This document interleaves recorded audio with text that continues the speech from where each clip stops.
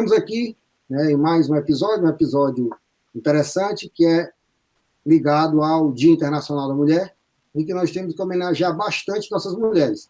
E mais ainda as nossas mulheres pesquisadoras. Né, certo? Então, num país que tem toda uma dificuldade com relação à ciência, né, e muitas dificuldades com relação à mulher, ou seja, nós temos aí dois grandes destaques, aí, duas grandes lutas, né, que as mulheres têm que travar. Certo? Então, nós temos aqui hoje a minha amiga Luciana Gonçalves, né, e a Cláudia Duó Pessoa, da Medicina, e a Luciana, minha colega lá no Centro de Tecnologia. Certo? Então, eu queria agradecer as duas por estarem aqui. Eu sei que os horários estão, né? A Luciana está nos Estados Unidos, né? Então aí encaixou o horário. A Cláudia estava com um compromisso e conseguiu encaixar. Então, eu queria agradecer as duas e já parabenizá-las, né, pelo Dia Internacional da Mulher, né? Que eu digo muito, né? As mulheres têm que tomar conta porque os homens não resolveram. Certo? Então, os problemas que tem no Brasil aí, no mundo, com certeza as mulheres estariam resolvendo de outra forma. Mas basta ver aí, com o negócio da pandemia, as que se deram melhor foram as mulheres que estavam no comando, né? A Nova Zelândia, também lá no Taiwan, então, onde tinha mulher, o negócio se resolveu, então os homens estão a confusão. Certo? Então, eu queria aqui agradecer por estar aqui conosco. Varros Neto, obrigada pelo convite. Eu queria agradecer essa oportunidade de falar um pouco para vocês. Eu acho que o Dia da Mulher precisa ser lembrado, porque sim, a gente trava uma batalha muito grande para conciliar a nossa vida pessoal com as nossas carreiras. E a nossa sociedade, ela é ainda restritiva, né, à presença da mulher. Mas, como você falou, a gente ganha muito trabalhando em conjunto. Então, queria agradecer essa oportunidade e conversar um pouco com vocês sobre isso. Obrigada, inicialmente, ao professor Varros Neto, né, e boa tarde aos ouvintes, né. De fato, é um movimento muito oportuno de nós sermos lembradas, né, como mulheres cientistas, já que, como a Luciana falou anteriormente, nós estamos sempre desbravando uma oportunidade para si, né? E isso é sempre um desafio constante e incansável para podermos galgar, né, novas oportunidades e progresso naquilo que a gente almeja, né? Estou perguntando a vocês, como é assim, o dia a dia de vocês aí como pesquisadora, na área de pesquisa de vocês? A gente pode colocar vários momentos no decorrer da vida profissional, né? Se a gente puder avaliar desse contexto, né? Existem momentos em que a gente vai em busca disso de uma forma solitária, né? Almejando e galgando. Então, esse momento é um momento único e isso faz com que a gente desempenhe e se dedique de uma maneira muito mais intensa. O outro momento da vida vem quando vem aquele momento que a mulher, né, junto com o seu parceiro, toma a iniciativa de casar, de ter filhos, e aí vem uma outra situação que você tem que desbravar. E hoje, né, se nós colocarmos hoje em frente à pandemia, né, nós estamos vivendo um outro momento, né, uma situação muito peculiar. Então, para mim, assim, o desafio, primeiro, que foi sozinha, esse foi muito intenso e foi muito multiplicador do ponto de vista que foi muito íngreme, né? Então, eu consegui galgar isso, né? Até os 40 anos, eu demorei a casar, e isso me permitiu eu ir em busca disso de uma forma muito incessante, né? Mas após o casamento, isso dá uma quebrada, né? Você tem que se dividir entre as obrigações domésticas e científicas e profissionais. Então, aí é uma dupla jornada. E agora, frente à pandemia, eu me vejo assim, tripla, e muito mais do que isso, porque você passa a ser doméstica também. Então, não basta ser só profissional, não basta ser só esposa ou mãe, embora eu não tenha filho, mas você ainda tem que tomar de conta dos afazeres domésticos. E eu acho que, para mim, como profissional, eu sou muito mais profissional do que dona de casa. Isso aí foi para mim muito, está sendo muito desafiador, cansativo, desesperador muitas vezes. Eu compartilho muito da opinião, né, da Cláudia. Eu acho que a gente tem um momento sozinho, que a gente tem que correr atrás dos nossos sonhos mesmo, né? Eu fui muito incentivada pela minha família, tinha duas mulheres muito fortes comigo, a minha mãe e a minha avó, que sempre me incentivaram muito a fazer o diferente, a fazer o diferente no sentido de fazer o que eu gostava de fazer. E isso me levou à frente, né? E meu pai também, que era um cara que não fazia diferença entre a filha mulher dele e o filho homem que ele tem, né. Então eu tenho um irmão, e lá em casa nós sempre fomos tratados iguais e tivemos as mesmas oportunidades. Mas ao longo da nossa vida, né, desde a escola, a gente vai sentindo que a gente precisa ser muito melhor para poder alcançar as mesmas metas, vamos dizer assim, né. Então isso algumas vezes aconteceu na minha vida, e para mim serviu de combustível, em alguns momentos, quando que na maioria não, é um momento que é de desânimo, você escutar de um professor: "Não, olha, seu colega tirou 8, mas como você é mulher, você precisa se esforçar mais, então a sua nota é 6". E nesse momento eu, desafiei o professor e pedi uma nova avaliação, mas tem muita gente que desiste ali, né. E depois quando a gente se casa e quando a gente resolve constituir uma família, no meu caso, eu tenho um parceiro, né, eu falo para ele que a gente tem uma sociedade, e ele entende muito isso. Meu marido passou a me dar muito apoio, mas a sociedade nos cobra coisas, às vezes, né, de cuidar dos filhos, de estar cuidando da casa, então em alguns momentos isso é um desafio. E eu vejo que nessa pandemia isso foi pior para as mulheres, né, se vê nos números, no meu caso não, porque eu já estava vivendo uma situação peculiar, né, eu estou afastada, né, num ano sabático, então meu marido já estava preparado para ficar em casa, né, aqui nos Estados Unidos. Mas, o cuidar dos filhos ainda é algo muito feminino, né.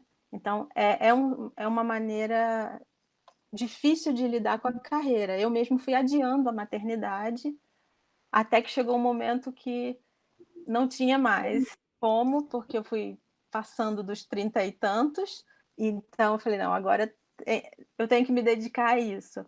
Então é como você vai dar uma pausa na sua carreira, então isso nunca tem um momento certo para dar uma pausa na carreira, né, e é algo difícil. Então, eu acho que essas questões precisam ser colocadas, né, para que a gente tenha uma carreira mais fácil do que Eu acho que, assim, aí eu estou falando agora também um pouco como pai, né, como marido, a gente procura ajudar, né, eu ajudo bastante tudo, mas a carga não tem como, né, principalmente no começo, do menino que só quer saber de mamar, né, então não tem como o pai substituir, né, então mas eu acho assim, eu acho que essa é uma coisa muito, e a gente precisa incentivar esse tipo de coisa, né? Agora eu queria saber assim, e como é que é, assim, vocês sofreram alguma coisa com relação à pesquisa, à escolha que vocês fizeram de ir para um processo, né, assim, em alguns ambientes, talvez, por exemplo, aqui a Luciana, que é da engenharia, é um ambiente muito masculino, né, em alguns pontos já foi mais, né, não sei, a Cláudia, né, que é farmacêutica, mas foi para o lado da medicina. Então, vocês sentiram alguma coisa? Isso dificultou alguma coisa na vida de vocês, essa questão da pesquisa, de fazer essa opção, né, de ser pesquisadora? Vocês duas hoje são pesquisadoras do CNPq.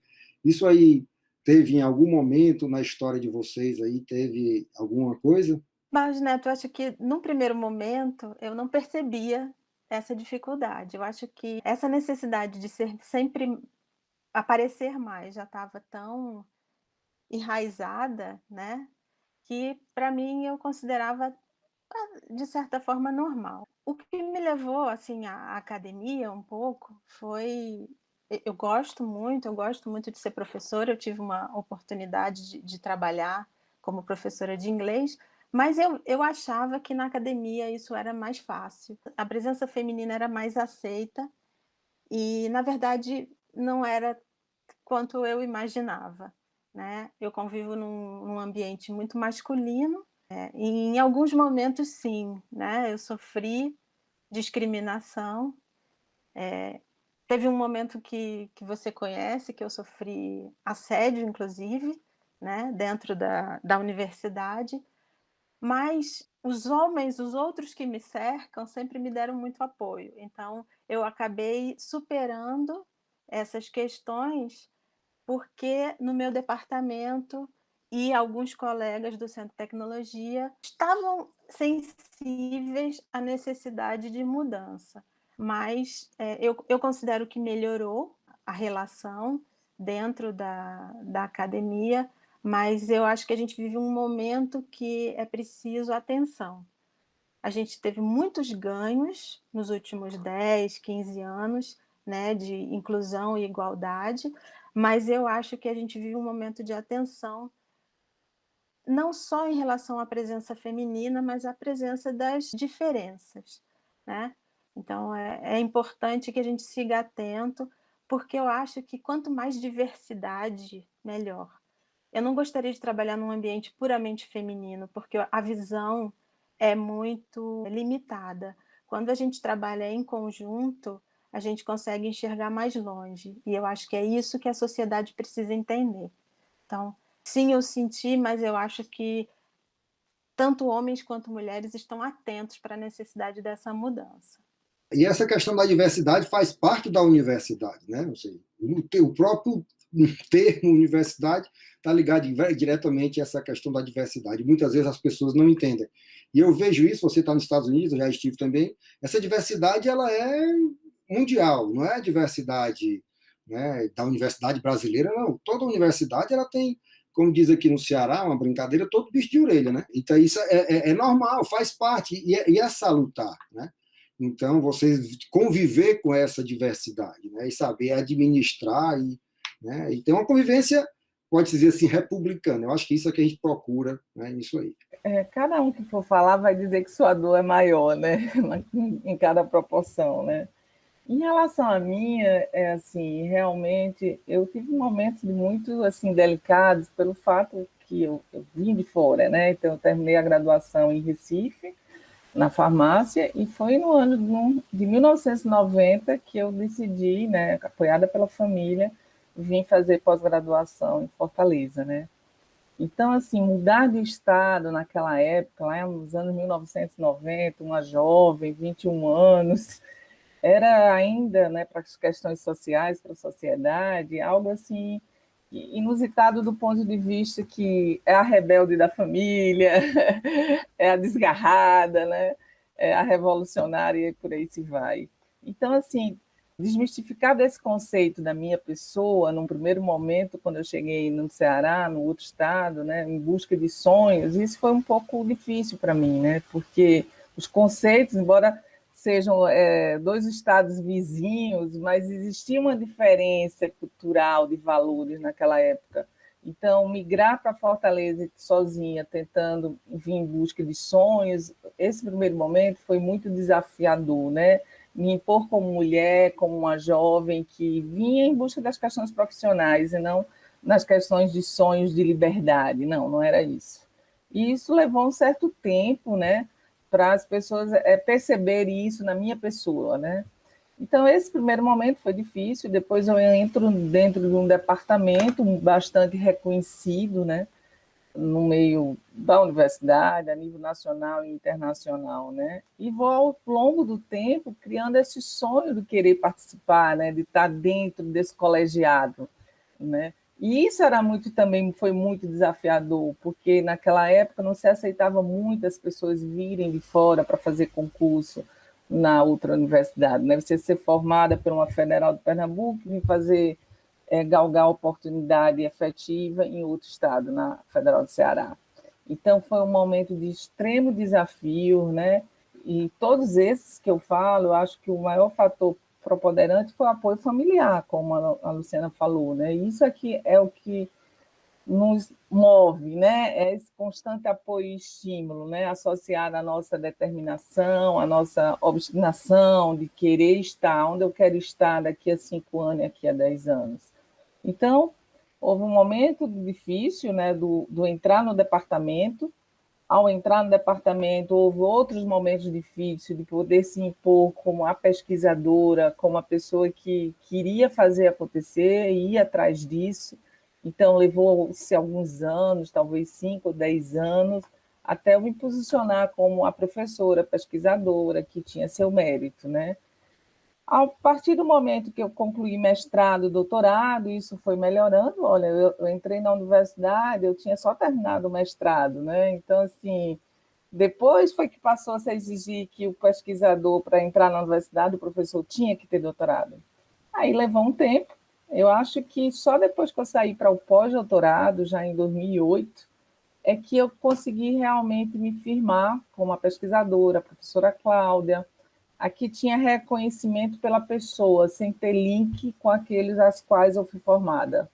Então, esse é um grande desafio também, você se desvincular dentro da mesma instituição, da onde você se formou, da onde você ficou, desvencilhar-se de quem lhe supervisionou e você criar o seu perfil, né? Então, foram constantes esses desafios, né? Desafio como mulher, por ser de fora, e como farmacêutica, já que eu também estou dentro de uma faculdade da medicina, onde assim a preponderância são pessoas médicas. E esse desafio ele é permanente, ele não termina só aí, sabe? Ele continua e muito. Vocês duas falaram uma coisa que eu achei muito interessante, né? Que é o apoio da família, né? Eu acho que isso, né? A Luciana falou um pouco, conheço os pais dela, né? O Sérgio, né? A Sueli também são muito, vamos dizer, como dizer assim, para frente, né? Então eles dão uma força. Né? Eu acho que isso é fundamental. Cláudia também falou na sua família, né? Eu acho que isso é um ponto certo, né? Ou seja, hoje a gente precisa preparar os nossos filhos, né? E eu acho que talvez as filhas, né? As filhas nordestinas, hoje já melhorou muito, mas antigamente a mulher nordestina era para casar. Né? A minha mãe não pôde fazer faculdade, porque meu avô não deixou. Né? Ele queria, mas meu avô não deixou. Só minha tia, mais nova, que meu avô já estava mais velho, que era a caçula, conseguiu se formar, mas as mulheres não, faziam escola normal e eram se casar. Então era uma outra realidade. Hoje não.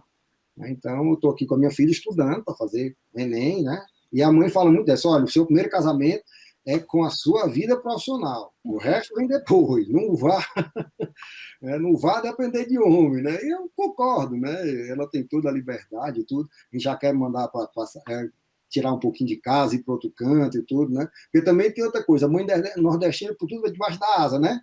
Não sai, a minha mãe era, quando tinha saúde, dizia, não, eu queria construir um prédio, botar meus filhos tudo dentro, né? Imagina a confusão que não ia ser, né? Mas assim, mas eu acho que isso, então eu acho que a família tem um papel muito importante nisso aí, né? De dar força e de mostrar um pouco essa, por exemplo, o próprio filho homem, né? Ou seja, quem tem filho homem, filha mulher, que as coisas são iguais, né? Porque muitas vezes, né? Às vezes você acaba fazendo diferença, né? Então, mesmo sem querer, mesmo a mãe sem querer, né? Às vezes faz diferença, porque a formação dela está naquele processo. Então, eu acho que é uma coisa, e eu acho que a gente tem que valorizar essa questão, né? E a pesquisa eu vejo muito como um espaço ainda, hoje não, mas já foi muito masculino, né? Então, assim, tanto na medicina, na engenharia, né? Por exemplo, a minha turma só se formou uma mulher, né? Apesar de ter duas ou três, mas acabaram se atrasando um pouco. Né? Então, isso acaba gerando essas coisas, essas dificuldades. Bom, e para a gente encerrar, né, que eu acho importante aí, eu queria que vocês falassem um pouco assim, primeiro, uma referência para vocês, ou profissional, ou familiar e tudo, com relação a essa questão da mulher, certo? E depois vocês falassem um pouco, dessem uma mensagem para as meninas aí que estão começando ou que estão na escola, né, lá no ensino médio, ensino fundamental, e outros que já estão na faculdade, como é essa vida, quais são as sugestões, já que vocês já passaram por todos esses percalços aí pelos quais vocês falaram? São tantas pesquisadoras que me inspiram, mas se eu tivesse. Eu vou escolher duas, porque foram duas pessoas fundamentais para que a minha carreira decolasse. E foi a minha ex-orientadora, né, Raquel Giordano, que é engenheira química, e para mim foi um exemplo de profissional.